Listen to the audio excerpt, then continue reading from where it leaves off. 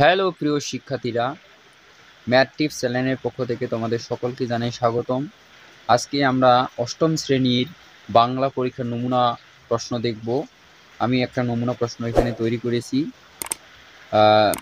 তোমরা কেউ ভিডিওটি স্কিপ করবে না, তাহলে অনেক কিছু বুঝতে পারবে না।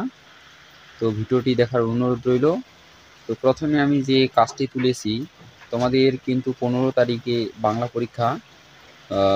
তো প্রথম যে কাজটি রয়েছে আমাদের, প্রশ্ন হচ্ছে রাক্ষসের গিলে খাওয়া ওই মানুষগুলো একদিন ফিরে আসবে, কথাটি কতটুকু প্রাসঙ্গিক।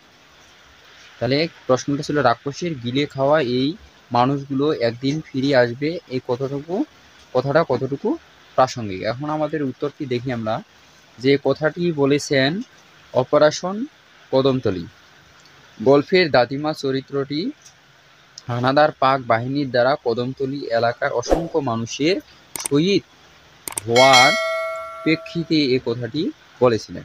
তাহলে এই কথাটি কে বলেছেন? দাদি বলেছেন। এবং সেটা আমরা পাবো কোথায়? অপারেশন কদমতলী গল্পের মধ্যে আমরা দাদির চরিত্রের মধ্যে এই কথাটা আমরা পাবো। তোমরা এই গল্পটা হয়তো সবাই পড়েছো। এই গল্পটা অনেক ইম্পর্টেন্ট এবং তোমরা এটা ভালো করে পড়বা, এখান থেকে প্রশ্ন অবশ্যই হবে।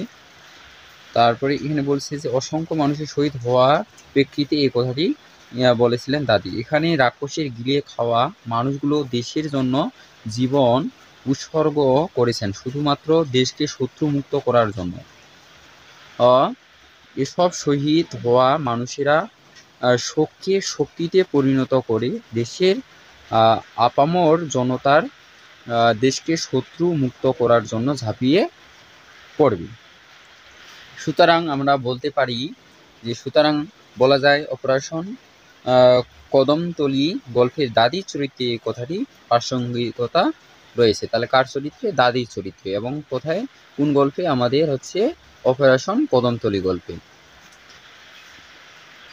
প্রশ্ন এখানে আমি ব্যাকরণ অংশ থেকে একটা প্রশ্ন তুলেছি, নমুনা প্রশ্ন, সেটাও খুব গুরুত্বপূর্ণ। যে সর্বনাম কাকে বলে? সর্বনাম কত প্রকার ও কি কি?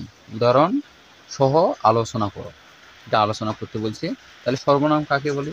প্রথমে আমাদের এটা জানতে হবে, এর সংজ্ঞাটা জানতে হবে। সর্বনাম যে নামের পরিবর্তে যে সকল শব্দ ব্যবহৃত হয় তাকে কি বলে? সর্বনাম বলে। তাহলে আমরা এখন এর একটা উদাহরণ দেখি যে সর্বনাম, যে যেমন হস্তি প্রাণী জগতের সর্ববৃহৎ প্রাণী, তার শরীরটা যেন বিরাট এক মাংসের স্তূপ। এখানে যে তার শব্দটি সর্বনাম। তাহলে আমাদের কি শব্দটি? তার, অর্থাৎ নামের পরিবর্তে ব্যবহৃত হয়েছে। তাহলে এখানে তার হচ্ছে আমাদের সর্বনাম। তারপরে এই সর্বনাম হচ্ছে আমাদের 3 প্রকার। একটা হচ্ছে সাধারণ সর্বনাম। সাধারণ সর্বনামটা কি?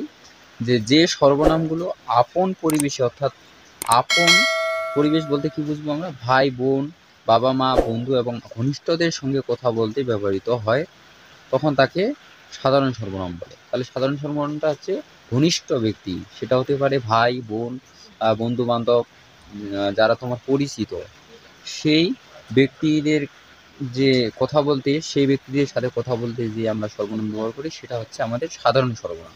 সেটা যেমন হচ্ছে আমাদের তুমি, তোমরা, সে, তারা ইত্যাদি হচ্ছে আমাদের কিন্তু সাধারণ সর্বনাম। তারপরে দ্বিতীয়তে রয়েছে আমাদের মানি সর্বনাম। মানি সর্বনামটা কি? যে সর্বনামগুলো আমরা বয়সে বড় কিংবা অপরিচিত কারোর সাথে, যাদের আমরা চিনি না, জানি না এবং আমাদের বয়সে বড়, তাদের সাথে কথা বলতে ব্যবহৃত হয়, তাকে মানি সর্বনাম বলে। যেমন হচ্ছে আপনি, আপনারা, তিনি, তারা, এগুলো হচ্ছে কিন্তু মানি সর্বনামের উদাহরণ। তারপরে আরেক 3 নম্বর সর্বনাম যে রয়েছে, সর্বনাম, যেটা হচ্ছে আমাদের ঘনিষ্ঠ সর্বনাম। কথাটা শুনে তোমরা হয়তো বুঝতে পেরেছ। ঘনিষ্ঠতা অর্থাৎ হচ্ছে যে কারোর সঙ্গে অতি ঘনিষ্ঠতা বুঝাতে, অর্থাৎ তুচ্ছ তাচ্ছিল্য করতে যে সর্বনাম ব্যবহৃত হয় তাকে ঘনিষ্ঠ সর্বনাম বলে। এটা হচ্ছে কিন্তু আমাদের নিজেদের মাঝে আমরা কথা বলি যারা আমাদের ঘনিষ্ঠ, তাহলে সেটা তাদেরকে আমরা তুই, তোরা, ওরা, ও, এইভাবে আমরা কিন্তু বলে থাকি। তাহলে আমাদের সর্বনামগুলো 3 প্রকার। একটা হচ্ছে সাধারণ সর্বনাম, মানি সর্বনাম এবং ঘনিষ্ঠ সর্বনাম। এই এই সর্বনামগুলো তোমরা সংজ্ঞাগুলো ভালো করে মুখস্থ করে নিবে উদাহরণ সহ। তারপরে আমাদের 3 নাম্বার যে আমি একটা প্রশ্ন নমুনা প্রশ্ন তুলেছি সেটা হচ্ছে যে লিখিত উপায়ে যোগাযোগের সময়ে কখন নিজেদের চিন্তা, অনুভূতি ও চাহিদা প্রকাশ করতে হয়। তাহলে উত্তরটা আমি লিখেছি যে প্রয়োজন ও পরিস্থিতির উপর ভিত্তি করে লিখিত উপায়ে যোগাযোগের সময়ে চিন্তা, অনুভূতি ও চাহিদা প্রকাশ করতে হয়।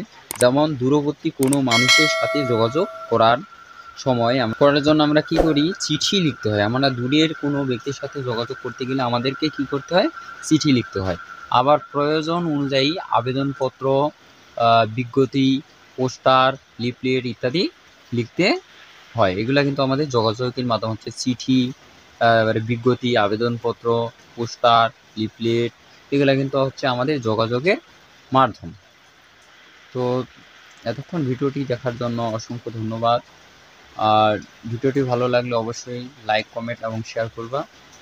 আর সর্বশেষ যেটা বলতে চাই, তোমরা যদি আমার চ্যানেলে নতুন হয়ে থাকো তাহলে অবশ্যই চ্যানেলটি সাবস্ক্রাইব করে রাখবা, কারণ পরবর্তীতে আমি বাংলার যে চূড়ান্ত প্রশ্নপত্র রয়েছে সেটা আমরা উত্তর সহ এই চ্যানেলে আপলোড করব। তাই অবশ্যই চ্যানেলটি সাবস্ক্রাইব করে রাখবা। তোমাদের পরীক্ষা ভালো হোক এই আশাবাদ ব্যক্ত করে তোমাদের সুস্বাস্থ্য কামনা করে আজকে এখানেই শেষ করতেছি। ধন্যবাদ।